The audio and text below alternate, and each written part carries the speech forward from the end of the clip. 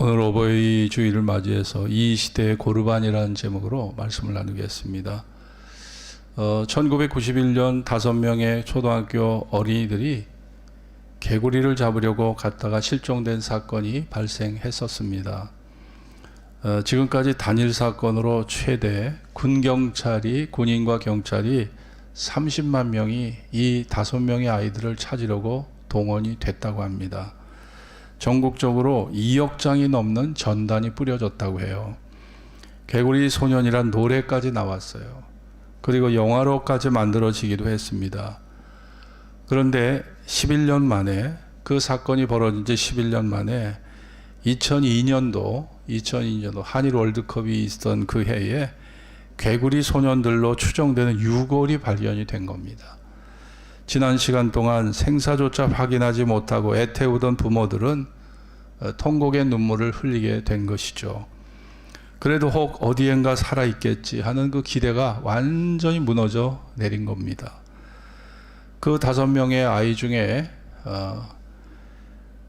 종식이라는 아이가 있는데 그 아버지가 김종규입니다. 이 김종규 씨는 2001년 실종 당시 초등학교 3학년이었던 아들, 2091년이죠. 91년 3학년이었던 아들이 이 종식이를 찾아 헤매면서 얼마나 고통을 지냈든지 강경화에 간암 합병증이 생겨서 49세 나이에 죽어버렸어요. 아버지가 아들 찾다가 죽은 거예요.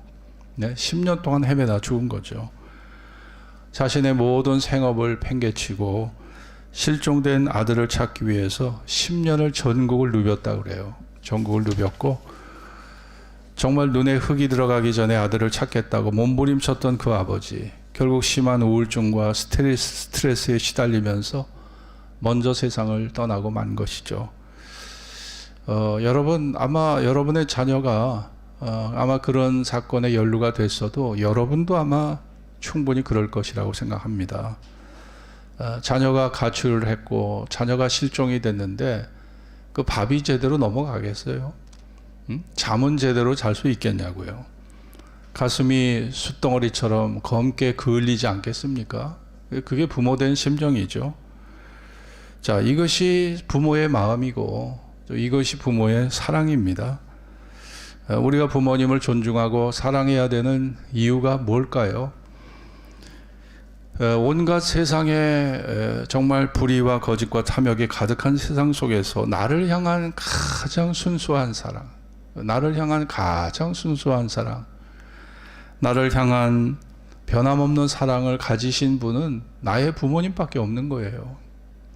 그렇기 때문에 우리가 그 부모님을 존중하고 그 부모님을 사랑해야 되는 것이죠. 오늘 본문에 보면 바리새인과 서기관들이 잘못된 부모 공경을 했고 그 태도를 주님께서 그것을 지적하셨습니다. 당시 장로들은요, 바리새인 가운데 덕망 있고 학식 있는 어른들이 바로 장로의 역할을 했어요. 그들은 유전을 철저히 지키고자 애를 썼습니다. 유전이란 모세 율법을 더 철저하게 지키기 위해서 그 모세오경 율법의 세칙을 정한 거예요. 세칙. 그래서 세부적인 행동 규범을 정해서 그거를 지키려고 했던 겁니다. 그게 장로들의 유전이거든요.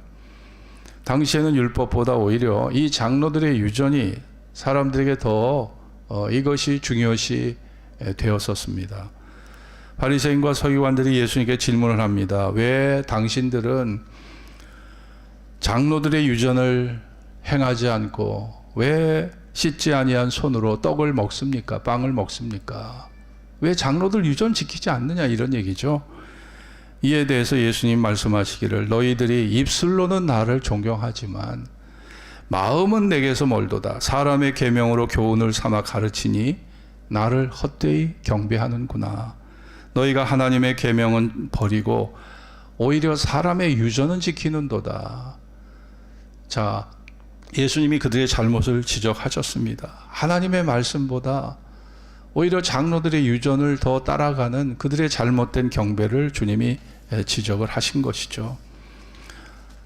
모세의 율법에는 네 부모를 공경하라. 아비나 어미를 회방하는 자는 반드시 죽으리라 기록되어 있는데 너희가 그 하나님의 계명을 악용하고 있다는 거예요. 그것이 바로 고르반이라는 사상입니다. 고르반이 뭘까요? 고르반이라는 것은 하나님 앞에 드려진 선물, 하나님 앞에 드려졌다는 거예요. 하나님 앞에 드려졌다. 내가 거룩한 목적으로 쓰기 위해서 하나님 앞에 내 물질이 드려졌다는 거예요. 그러니까 어떤 사람이 예를 들어서 내가 돈 500만 원이 있는 걸 알고 나한테 딱 전화를 했어요. 아, 여보게, 내가 진짜 지금 급히 급전을 쓸 그런 상황이 놓여 있는데 그 500만 원 빌려줄 수 있겠나? 그때 그 사람이 유대인이라면 그런 말을 하는 거예요. 아, 500만 원 그거 하나님 앞에 드려진 돈이야. 고르반. 하나님 앞에 드려진 거야. 하나님 앞에 구별된 거야. 그건 내 돈이 아니야. 하나님 거야 그거. 그러면 돈을 빌리려고 했던 사람이 그 더 이상 얘기를 못하죠. 하나님께 드리려고 이미 하나님 앞에 구별을 해놨다는 거예요. 하나님 앞에 드리려고 구별해놨다는 거예요. 그게 못 드리는 거죠. 못 빌려주는 거죠. 그러니까 장로들의 유전이라는 것은 자식이 부모에게 드려야 할 마땅한 의무가 있잖아요. 물질의 생활비도 드릴 수 있고 다 봉양을 할 수 있는데 그냥 젊은 사람들이 이 장로들의 유전 속에 고르반이라는 게 있어서 그냥 부모님이 뭘 요구하시면 그냥 고르반이라는 말을 썼다는 거예요. 너무나 자주. 이거요, 어머니, 이 돈이요, 이 재산 하나님 앞에 바친 거예요. 드린 거예요. 자, 이게 뭐예요? 이게 일종의 맹세입니다. 맹세. 고르반이라는 것은 맹세문이에요. 하나님 앞에 이거 드려졌다는 것을 선언하는 겁니다. 드려졌다는 걸 선언하는 거예요. 그래 놓고 사실은 그 돈을, 그 물질을 자기가 다 나중엔 쓰는 거죠. 그러니까 이 맹세한 사람은 고르반이 된 고르반으로 하나님 앞에 구별해서 바치기로 한 것을 헌납하지 않고 하나님께 드리지 않고 자기가 다 써버린다는 거죠. 결국 장로들의 유전이라는 것은요, 재물을 갖고 있으면서도 부모에게 공경하지 않고 부모에게 나눠드리지 않고 오히려 불효자들을 만드는 기만적인 행위, 남을 속이는 기만적인 행위를 정당화시켜주는 것이 장로들의 유전이 됐다는 겁니다. 그거를 주님 지적하신 거예요. 예수님은 고르반이라는 이 말로 부모를 속이고 기만하고 부모를 공경하라는 말씀을 외면해버리는 그런 바리새인과 장로들의 그 잘못된 태도를 지적하신 것입니다. 하나님께 드렸기 때문에 더 이상 부모님에게 드릴 게 없다. 이런 얘기죠. 그러니까 우리가 하나님을 섬기는 것도 중요하지만 또 부모에게 우리가 부모에게 해야 될 도리는 남아 있는 거예요. 하나님을 잘 섬긴다고 그래서 부모에게 해야 될 도리가 다 그냥 소멸되거나 면제받는 게 아니라는 겁니다. 그거는 그대로 또 해야 됩니다. 그러니까 결국은 이게 뭐예요? 이게 우리 사고의 균형미가 참 필요한 거예요. 하나님을 사랑하는 그 정성으로 부모님을 섬기고 공경하라는 것이 성경의 가르침입니다. 당시 바리새인들과 서기관들처럼 주님을 사랑한다고 하면서 부모 공경을 외면한다면 그것이 바로 이 시대의 고르반이 되는 것이죠. 기원전 372년 태어난 중국의 춘추전국 시대 노나라에서 활동했던 유학자 맹자가 있습니다. 이 맹자가 그 당시 5가지 불효에 대해서 맹자가 얘기를 했는데, 첫째가 뭐냐? 수족을 게을리하여 부모님을 살아서 섬기지 못하는 거, 이게 불효다. 게을러서 부모를 찾아뵙지 못하는 게 불효다. 둘째, 도박과 음주를 즐기면서 부모를 섬기지 못하는 것이 불효다. 자기 쾌락에 빠져서 요즘 같은 뭐예요? 게임에 빠지고 오락에 빠지고 스포츠에 빠져서 부모 섬기는 거 등한히 하는 게 그게 불효라는 거죠. 셋째, 재물 욕심과 자기 처와 자식만을 알면서 부모를 섬기지 못하는 거. 아니, 집 장만하려고, 집 넓혀가려고 열심히 돈을 모으고 아이들을 위해서라면 뭐 물불을 가리지 않는데 부모에게는 그런 것에 관심이 전혀 없다면 그게 불효다는 거죠. 넷째, 듣고 보는 대로 말하면서 부모의 체면을 손상시키는 거. 남들이 부모를 비난해도 그거를 자기가 막아주고 그거를 갖다가 아니라고 해야 되는데 그 부모님을 망신시키는 말들을 그냥 동의하면서 같이 동조하는 거. 이게 부모 체면을 말할 수 없이 실추시키는 거란 말이죠. 마지막으로 불량자들과 다니면서 부모의 신변까지 위협을 끼치는 거. 이것이 부모에게 큰 걱정을 끼치는 거. 그러니까 사회적으로 악을 범하는 걸 말하죠. 사회적인 악을 범하면서 부모에게 큰 근심을 끼치는 게 이게 불효라는 거죠. 여러분, 가나안 농군학교라는 학교가 있습니다. 예전에 그 가나안 농군학교 김평일 선생님이 만든 가나안 효도 실천 10계명이 있는데요. 거길 보면 효도 중에 효도가 뭐냐? 부모님에게 신앙을 갖게 하라. 예수를 믿게 하라. 부모님에게 뭐 한 달에 100만 원씩, 50만 원씩 용돈을 드리는 것도 귀하지만 예수 믿어서 그분이 죽음 이후에 영원한 천국에 들어가도록 하는 것이 효도 중에 최고의 효도라는 거죠. 부모님 전도하는 게 최고의 효도예요. 안 믿는 부모, 그 부모님 전도하는 게 최고의 효도다. 그 다음에 대답을 잘 해드리고 말씀을 잘 드리는 것이 이게 효도다. 표정을 밝게 하고 웃음을 잃지 말라. 부모님이 명랑한 자녀의 모습을 보기를 원한다는 거죠. 그분이 마음의 궁금증을 풀어드려라는 거예요. 그게 효도다. 자유롭게 쓸 수 있도록 정기적으로 좀 용돈을 드려라. 다만 10만 원이라도 용돈을 드려라. 그런 얘기입니다. 향토적인 음식을 드려라는 거예요. 내가 스테이크 좋아하고 돈가스 좋아하니까 그냥 부모 입맛과 상관없이 다 내 기준에서 선물을 하고 내 기준에서 음식을 장만하는 거예요. 그러다 보니까 젊은 사람들 초대받으면 어떻습니까? 스파게티가 나오고 스테이크가 나오고, 예? 그 다음에 통닭이 나오고 튀김이 나오고 피자가 나오잖아요. 근데 어른들은 다 안 좋아하는 것들이고 부담스러워하는 음식이잖아요. 그래서 사람들이 부모님에게는 부모님의 눈높이에 맞게, 부모님의 입맛에 맞게 음식을 대접해야지 내 기준으로다가 하면 안 된다는 거예요. 자, 몰라서 못해요. 몰라서. 또 외모를 아름답게 갖고 드려라. 부모님도 좀 자주 이발소에 들리시도록, 자주 미장원에 갈 수 있도록. 부모님도 뭐 젊어지고 싶죠. 정말 5년 10년이라도 더 젊어 보이도록 옷도 좀 사드리고, 그게 효도다 이거죠. 또 일거리를 찾아 드려라. 편하게만 사는 게 전부가 아니기 때문에 부모님이 소일할 수 있는 소일거리를 만들어 드려라. 또 친구를 좀 자주 만나게 하고, 그리고 좀 여행도 좀 보내드려라. 자, 이게 부모님을 잘 모시는 10계명으로 그렇게 그들이 가르치고 있습니다.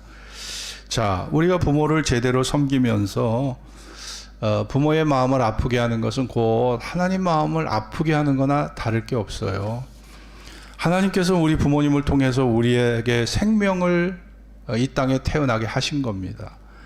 그 부모님의 사랑을 통해서 우리 생명을 지켜주신 겁니다. 이제 우리가 그 부모님의 생명을 이제는 편안하게 기쁘게 지낼 수 있도록 이제는 도리어 우리가 그분들을 섬겨야 되는 그런 입장이 된 거죠. 우리는 어머니의 눈물에서 하나님의 눈물을 느끼게 됩니다. 어머님의 사랑에서 하나님의 사랑을 느끼게 되고, 부모님의 고통에서 하나님의 고통을 느끼게 됩니다. 다를 게 없어요. 사람들은 정말 부모님을 공경하라고 하는 하나님의 명령에서 나오는 그 10계명의 말씀, 그거를 생각해 보면 기독교는요, 결코 기독교는 효도와 관계없는 종교다 이렇게 말하는 사람들이 있는데 그건 잘못된 거예요. 공자가 태어나기 전에 1000년 전, 기원전 15세기에 모세의 율법이 이미 그때 나왔어요. 10계명이 그때 나왔거든요. 그러니까 사실상 효도하는 효사상의 원조는 유교가 아닙니다. 10계명의 제4계명이 뭐예요? 5계명이 뭡니까? 내 부모를 공경하라. 그리하면 내가 하나님께서 내게 준 땅에서 우리가 영원히 오래 살 것을 성경은 말씀하고 있잖아요. 그러니까 제5계명이 내 부모를 공경하라. 그리하면 너희 하나님 나 여호와가 내게 준 땅에서 내 생명이 길리라. 1계명에서 4계명은 하나님 공경, 5계명에서 10계명은 이웃사랑. 그 이웃사랑의 첫걸음이 뭐예요? 부모 공경에 있다는 거죠.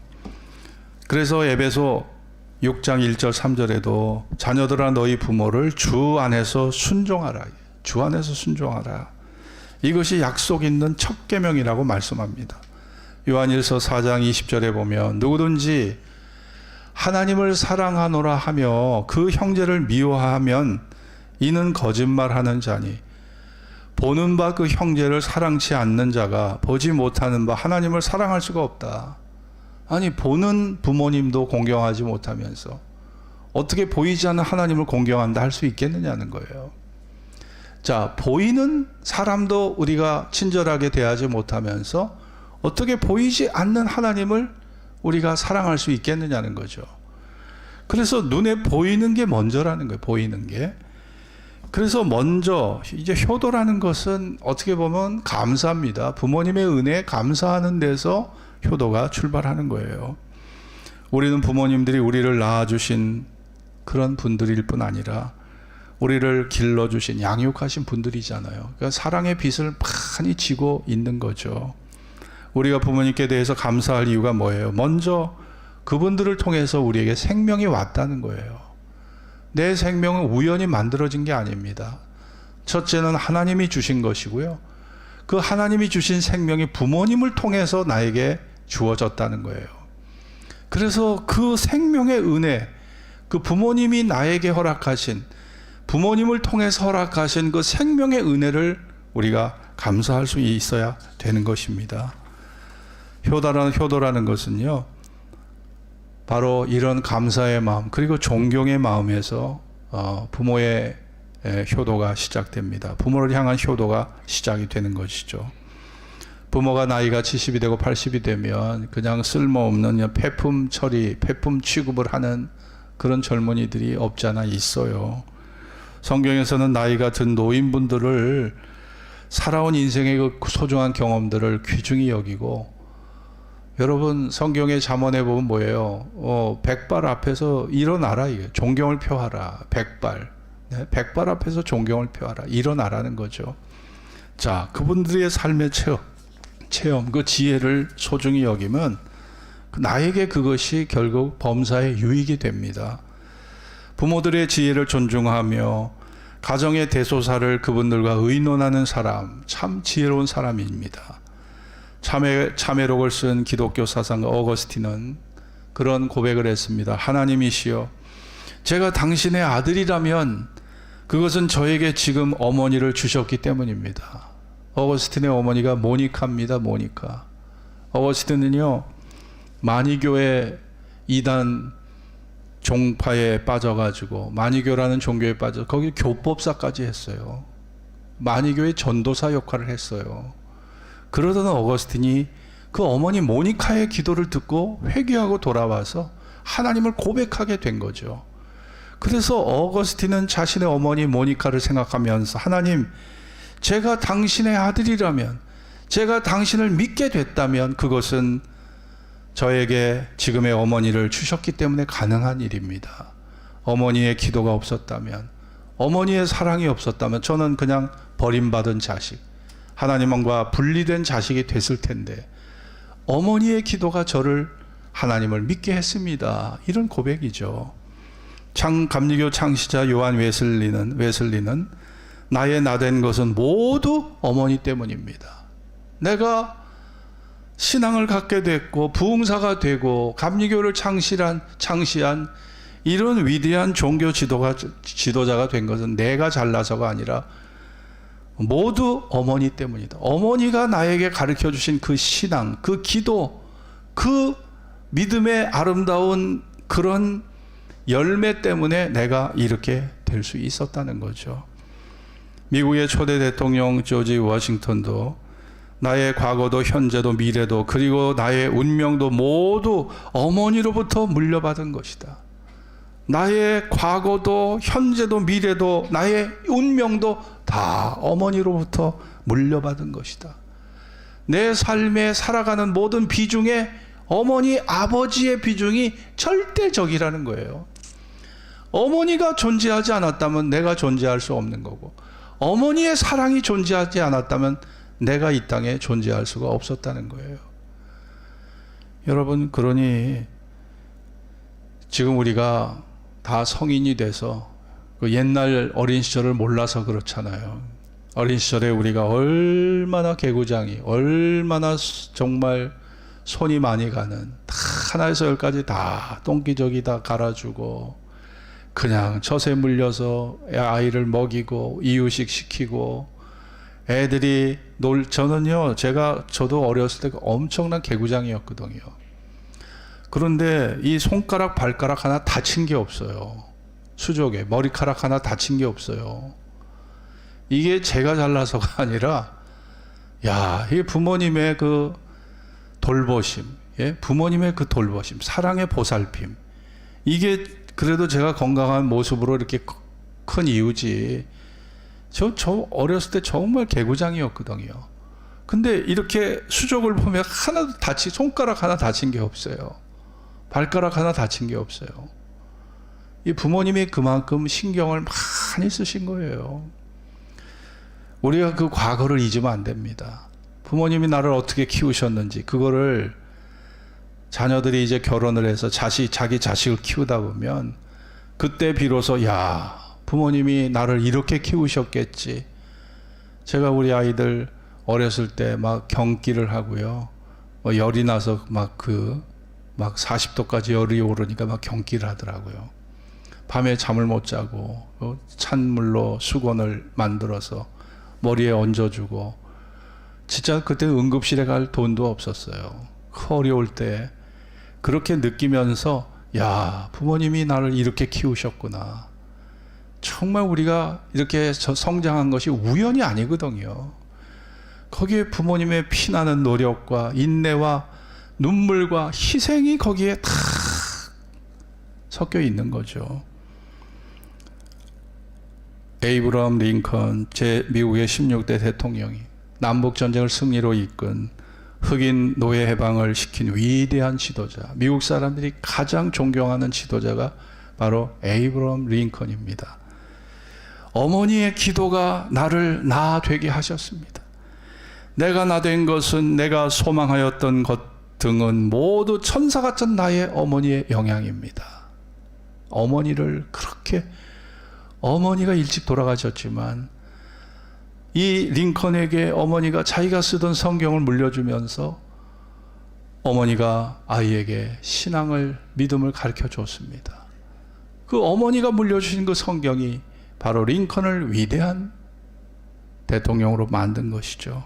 독일의 철학자 임마누엘 칸트도 나의 어머니는 내 마음속에서 싹을 심어주고 가꾸어 주신 분이다. 생명의 싹을 심어주고 가꾸어 주신 분이 내 어머니다라는 것이죠.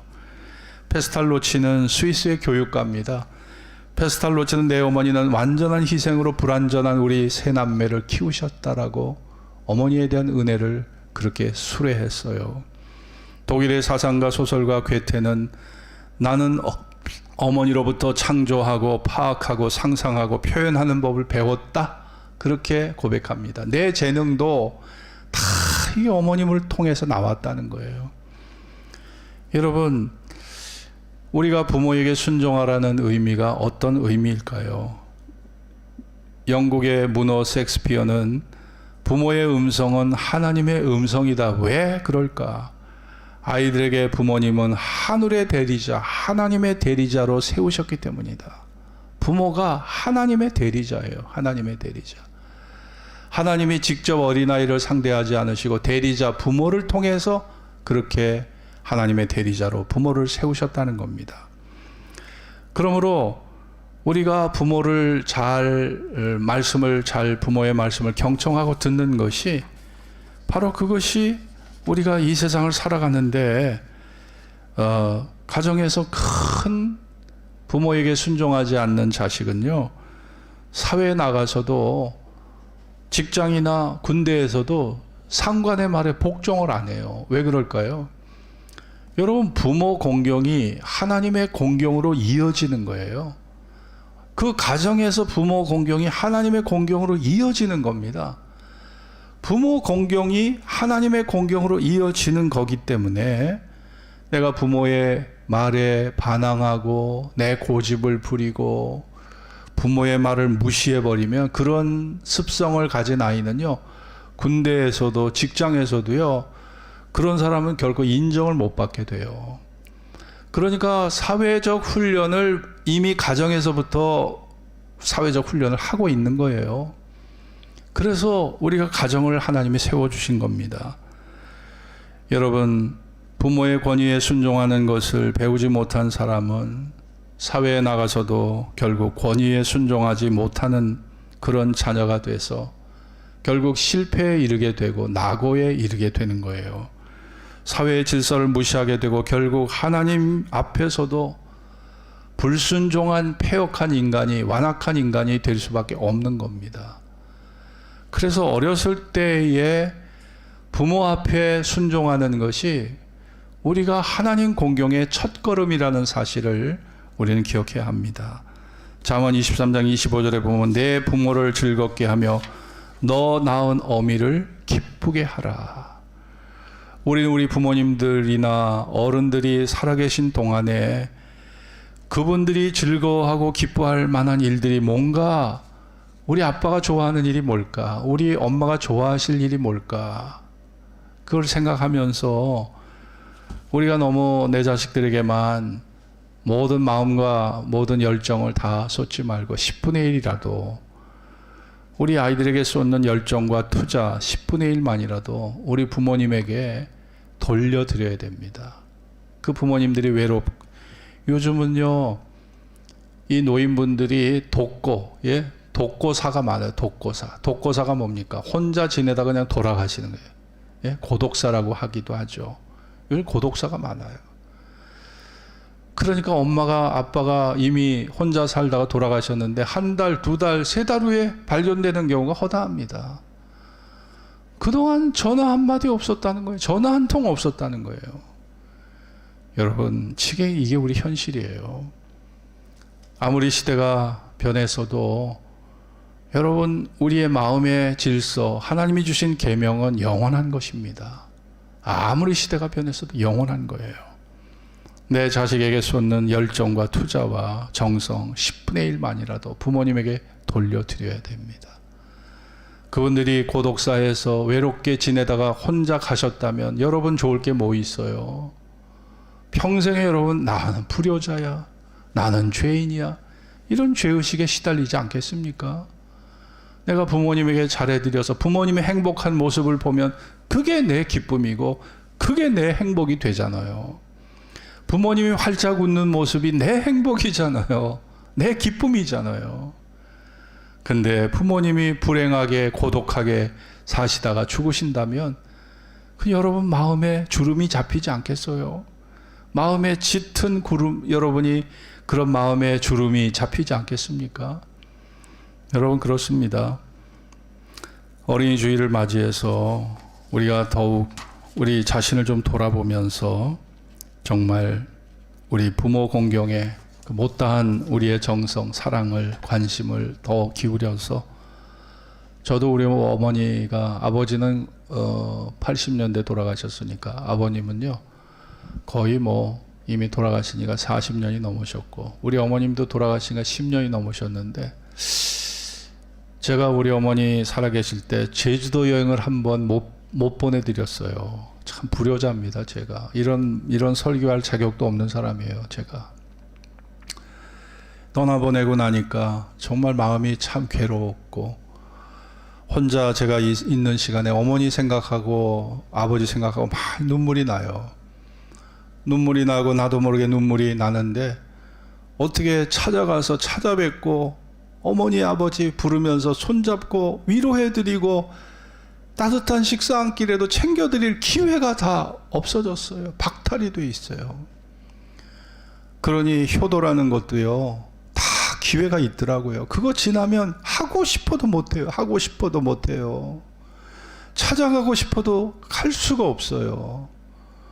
그런 아쉬움을 안고, 응어리를 안고 저도 살아갑니다. 여러분, 부모님이 나에게 살아계시다면 아직 여러분에겐 기회가 남아있는 거예요. 그 기회를 결코 잃지 말고, 돌아가신 다음에 아쉬워하고 슬퍼하지 마시고, 살아계실 때 한 번 더 찾아뵙고, 살아계실 때 한 번이라도 더 전화통화하시고, 살아계실 때 여러분의 마음의 정성을 한 번이라도 더 최선을 다해서 표현해 드려서 부모님의 얼굴에 환한 웃음이 피어오르도록 그렇게 최선을 다하는 것, 그것이 하나님 공경의 첫걸음이라는 사실을 잊지 마시고, 우리 못다한 부모 공경의 사명을 다할 수 있는 그런 여러분이 될 수 있기를 바랍니다. 기도하겠습니다.